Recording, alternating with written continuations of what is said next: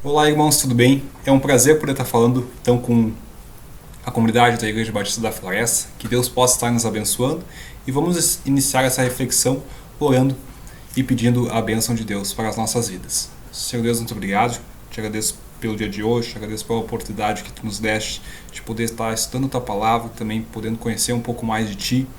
Peço que seja abençoando a vida de cada irmão que esteja ouvindo essa mensagem e que nós sempre tenhamos o foco e a mente no Senhor Jesus Cristo. É isso que oramos em nome de Cristo. Amém. Amém, irmãos. Então, gostaríamos de iniciar lendo um trecho da Palavra de Deus que se encontra lá em Salmos capítulo 8. Vai falar um pouco então sobre a grandeza e a glória divina de Deus. Então diz o seguinte em Salmos capítulo 8, de 1 até 9. Ó Senhor, Senhor nosso, quão magnífico em toda a terra é o teu nome, pois expuseste nos céus a tua majestade. Da boca de pequeninos e crianças de peito suscitaste força, por causa dos teus adversários, para fazeres emudecer o inimigo e o vingador. Quando contemplo os céus, obra dos teus dedos, e a lua e as estrelas que estabeleceste, que é o homem que dele te lembres? É o filho do homem que o visites? Fizeste-os, no entanto, por um pouco menor do que Deus, e de glória e de honra o coroaste. Deste-lhe domínio sobre as obras da tua mão e sobre os pés. Tudo lhe puseste, ovelhas e bois, todos, e também os animais do campo, as aves do céu e os peixes do mar, e tudo o que percorre as sendas dos mares. Ó Senhor, Senhor nosso, quão magnífico em toda a terra é o teu nome. Amém. Então aqui a gente consegue observar um pouco, né, daquilo que o salmista está querendo nos passar, da grandeza e a contemplação da grandeza de Deus e toda a criação dele aqui da terra. Como a gente pode observar, né, ali no verso 9, por exemplo, quando ele fala o quão magnífico em toda a terra é o teu nome. O salmista aqui, então, ele está contemplando também a criação, contemplando a obra de Deus, em todos os aspectos, né?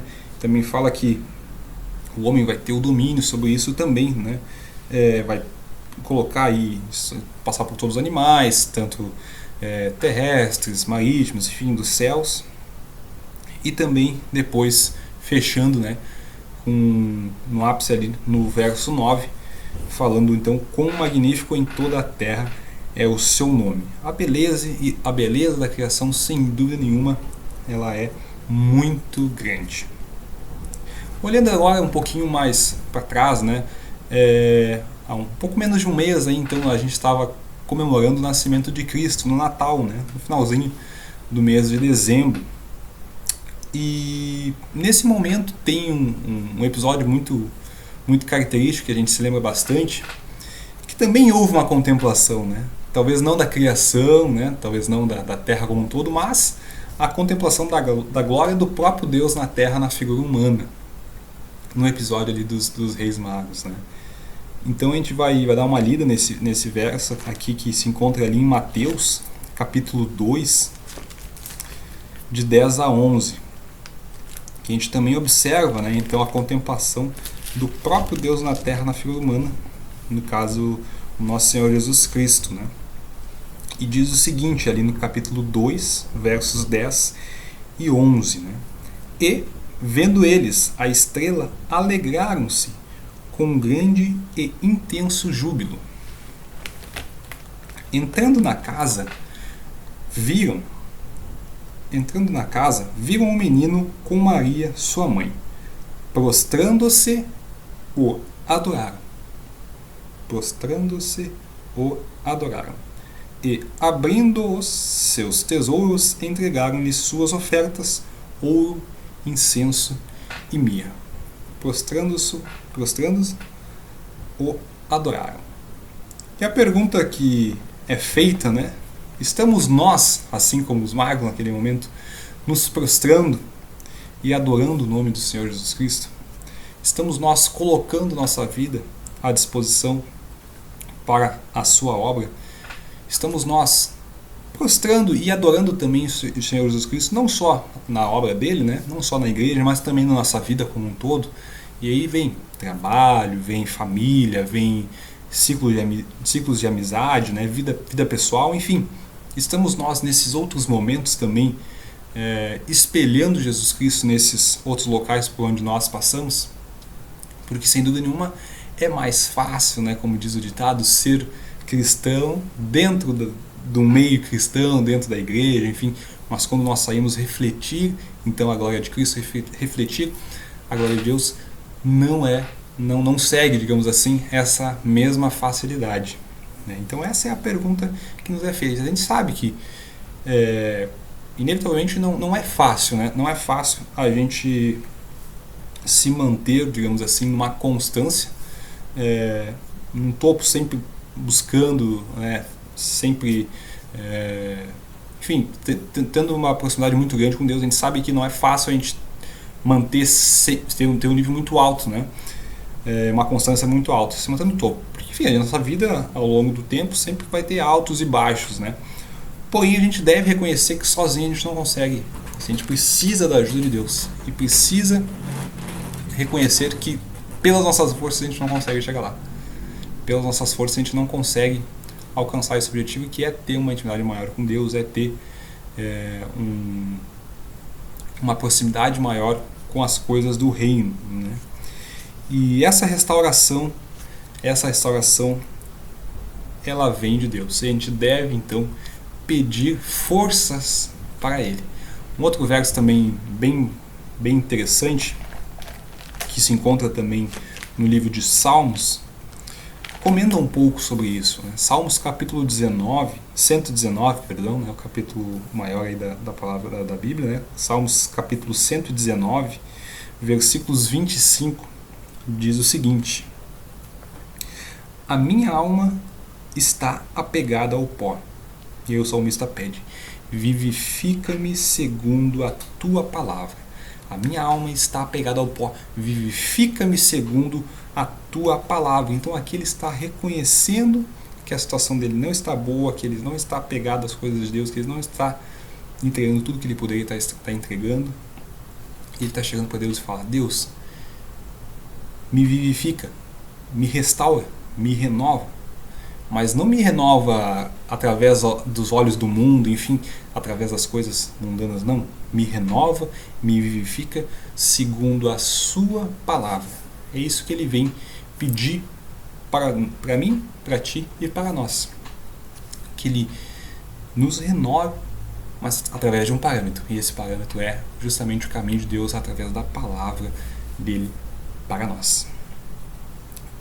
E assim, né, irmãos, a gente sabe que a gente, tendo fé, tendo força, a gente conseguirá ter um ânimo, uma restauração que outrora, que antes, né, a gente acabava não tendo. E essa força, esse ânimo vem de Deus. E Deus também, Ele nos dá força, Ele também, através de diversos episódios, através de diversos momentos da história bíblica como um todo, Ele nos passa essa força através de causos e dos livros como um todo, né? Pegando algum exemplo específico aí, se a gente voltar ali, citando dois aqui rapidamente, em 2 Crônicas, capítulo 15, 2 Crônicas, capítulo 15, verso 7, diz o seguinte: mas sede fortes e não desfaleçam as vossas mãos, porque a vossa obra terá recompensa. Mas sede fortes e não desfaleçam as vossas mãos, porque a vossa obra terá recompensa. Isso vem, de certa forma, um pouco de encontro, até lendo esse verso, recorda-me daquele clássico versículo também, já num outro momento, no Novo Testamento, já, né, ali em 1 Coríntios, capítulo 15, verso 58, que também Deus nos fala através de Paulo, né, escrevendo essa carta aos Coríntios, dizendo o seguinte: portanto, meus amados irmãos, sede firmes inabaláveis e sempre abundantes na obra do Senhor, sabendo que no Senhor o vosso trabalho não é vão. Outras versões dizem, né? Portanto, sede firmes e constantes, né? Sempre abundantes na obra do Senhor, sabendo que no Senhor, né? O vosso trabalho não é vão. No Senhor. Então, sem dúvida nenhuma, assim, humanamente a gente sabe que às vezes a gente não fica tão satisfeito com os resultados, enfim, às vezes na obra de Deus, enfim, em outros momentos, né? Mas especificamente às vezes na obra de Deus que a gente esteja trabalhando, estejamos empenhando, colocando esforços ali, às vezes a gente não fica contente com o andar da carruagem, assim como diz o ditado, né? Porém a gente tendo a ciência de que o foco é Cristo, isso não é vão no Senhor, porque a obra não é nossa, a obra é dele, a obra não é nossa, a adoração é feita para ele. Recentemente o pastor Ivo citou um episódio, né, que um outro pastor estava pensando com ele mesmo uma situação específica num culto assim. Ele não estava gostando das movimentações, estava chegando muitas pessoas ali, acho que se era por louvor, alguma coisa do tipo, e ele pensando comigo, não estou gostando dessa, por que tantas pessoas assim? Essa igreja não é muito grande, né? Uma igreja, acho que era no interior que ele estava comentando, e aí esse pastor, ele reconheceu, né, o Espírito Santo falando com ele assim, né? Falou, não, mas eu estou interessado nesse louvor, eu estou interessado nessa adoração, porque a adoração é para mim, não para ti, né? Então, pensando assim no sentido, talvez ele não tivesse achando muito sentido no ponto de vista humano ter tantas pessoas assim, né? Por uma obra que não fosse tão grande com tantas pessoas, porém Deus estava vendo o coração daqueles irmãos, estavam lá se colocando à disposição para servir na obra dele também. E assim ele nos olha quando a gente fala de Cristo para um amigo, fala de Cristo para um familiar. Ele também está vendo o nosso coração nessas atitudes. Ele também está vendo o seu coração, também está vendo o nosso coração quando a gente nos coloca à disposição para trabalhar, para somar na obra dele, na igreja dele como um todo, né? Aí falando em termos congregacionais, digamos assim, né? Quando a gente coloca esforços aí em prol da congregação, Deus também vê o nosso coração de fato, se está com foco nele, pensando sempre além, trabalhando, né, pensando em Cristo. E quando isso acontece, sem dúvida nenhuma, aquele trabalho que a gente faz não é vão no Senhor, não é jogado fora. Deus, ele valoriza aquilo. Por mais que do ponto de vista humano a gente pense que não, mas através dessa palavra, através dessas outras informações que a gente acabou de trazer, Deus diz, não, eu estou contigo, é para tu ser firme, como diz aqui em Coríntios 15, 58, eu quero que tu seja firme, eu quero que tu fique inabalável, que tu seja constante, e que tu sabe que no Senhor o que tu está fazendo não é jogado fora, não é vão, e não são pérolas, digamos assim, jogadas aos porcos, né? Na outra circunstância, assim. Aí Jesus nos fala que são pérolas jogadas aos porcos, mas em outras circunstâncias. Mas nesse caso específico aqui não. É quando a gente está trabalhando, quando tem 2 ou mais ou 3 pessoas, como diz lá em Mateus 18, 20, né? Reunidas em meu nome, ali estará Deus, ali estarei eu. Ele está no meio de nós quando a gente está cultuando com todo o coração, entregando tudo aquilo que ele espera de nós para a sua obra, para o seu ministério. E o interessante, né, irmãos, que assim como a gente começou falando da glória divina, né, a contemplação dessa glória divina, da glória de Deus, a gente também consegue observar a glória divina em diversos aspectos, como a gente comentou. No primeiro momento a gente observa a glória divina através ali de Salmos capítulo 8, em que o salmista ele observa a glória divina na criação, nas grandiosidades da obra de Deus, né? Ele observa a obra divina, ele contempla, né, o quão grande é Deus que está sobre toda a terra e que tem domínio sobre tudo. Então a gente também consegue observar a criação, consegue observar a glória de Deus nesse aspecto. Mas porém não só aí. A gente também consegue observar, né, a glória de Deus na figura do próprio Senhor Jesus Cristo, através do seu perdão, através do perdão que Ele nos concedeu de maneira gratuita, através da obra dele, feita lá na cruz. A gente também consegue observar a glória divina em Jesus Cristo, como a gente acabou de ver, né, dando, se fosse dar continuidade, né, até o fim, depois, né.